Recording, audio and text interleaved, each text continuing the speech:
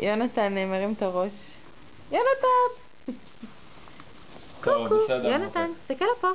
טוב, כפרה. יונתן! יונתן! יאללה, דש, ביי. הוא לא רוצה להסתכל עליי. אבל שיר. יונתן. כולו באטרף. יונתן, שעה 8. כן לקוקייה. כבר צריך לישון. הוא קורא את הספר, הוא פשוט... הוא קורא את הספר. אתה אומר לילה טוב לזברה? כל הכבוד.